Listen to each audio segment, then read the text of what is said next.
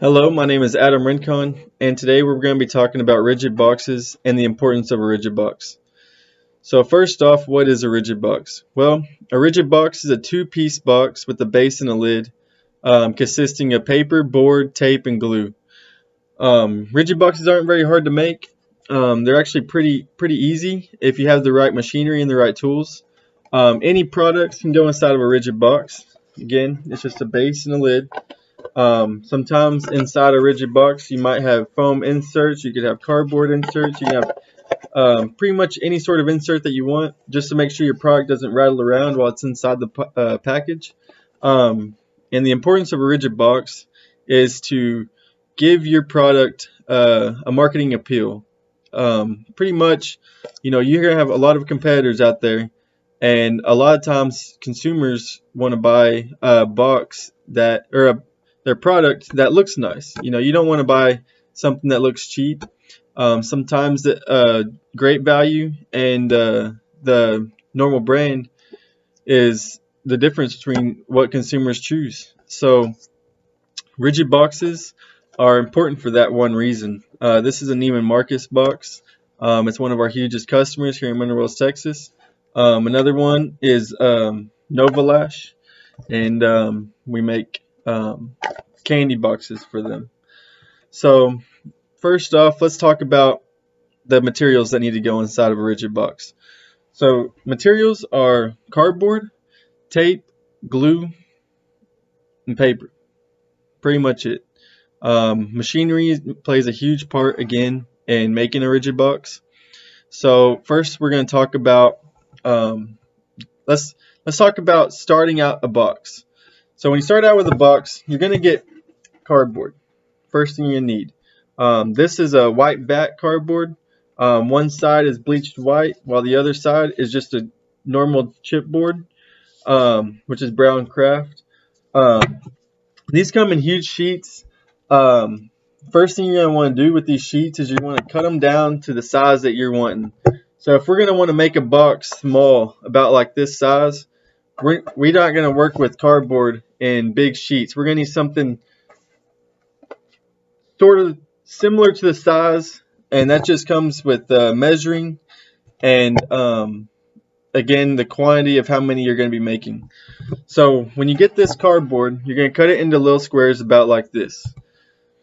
Next thing you're going to do after you cut it into the squares is you're going to want to get your board, and you need a machine that can die cut the board.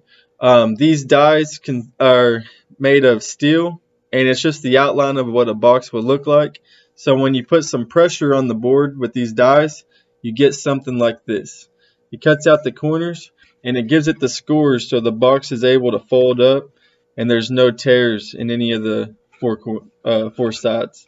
So this is your start out of a box. There's no tape on it, there's no glue, there's no paper.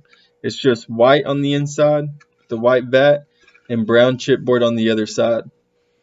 So this is going to be used for the base. Same thing is going to happen with the lids. It goes through the exact same process. So whenever you're cutting the board, you have to make sure you account for base and lid. So if it's an order of 100, you're going to need to make sure you have 200 pieces of board, just so that you can have enough to complete the box. Next thing we're going to jump over to is the paper department. So the paper department is normal. It has you're going to get your paper in. It's going to come in large rolls, typically 10,000 to 50,000. I mean, it just depends on how many feet and yards you want of paper. It's going to go through the same process. You're going to cut the paper down into squares about the size of about the size that you need for the box. After you're going to get that into the squares, you're going to go through a process called mitering. Mitering is going to give you the same exact corners as the board did, except it's going to have these little flaps in there.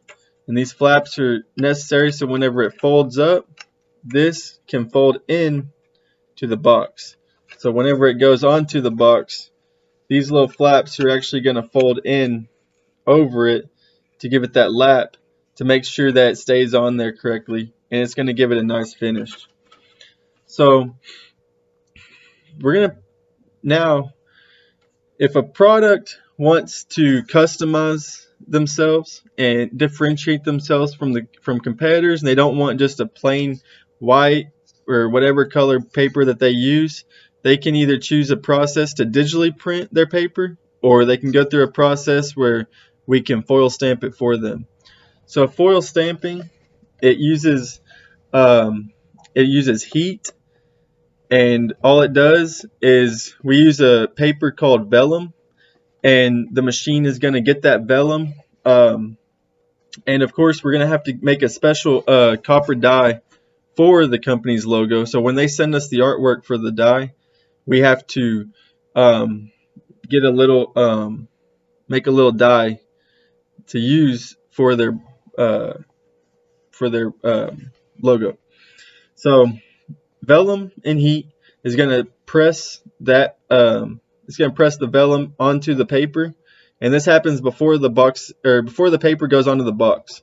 So each sheet of paper is actually going to get foil stamped their logo onto the product. Another way they can go about, if it's a little bit more costly route, and if it will make it look a little bit nicer, but they can also digitally print their paper. And digital print is going to be where you cannot feel it. It's the entire paper is printed on a printing machine, and all we do is it's already cut, so all we have to do to that paper is just miter it, and it's ready to go directly onto the board, just like this.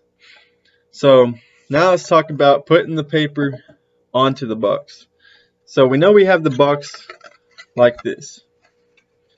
When it goes onto the machine is going to, with the board, fold it up onto the four corners, and it's going to put tape on each four corners. The tape is going to allow the box to keep from, breaking. It's going to allow the box to stay up, and it's going to be sturdy. The paper is going to go through a process through the gluer. The gluer is going to put animal glue across the paper so that it's able to stick onto the box. So when the box is stood up perfectly, the machine is going to line it up with the paper so that it can go on. And the machine is all it's going to do is fold all the corners onto the box to give you your finished product. The finished product, again, is a two-piece box. The same process goes for the base and the lid. And if you want a custom insert, we can also put that in there for you as well. So I hope you learned a little bit about the process of how to make a rigid box and the importance of rigid boxes. We are a company here in Mineral Wells, and we have been making boxes since 1980. And thank you very much. You have a good day.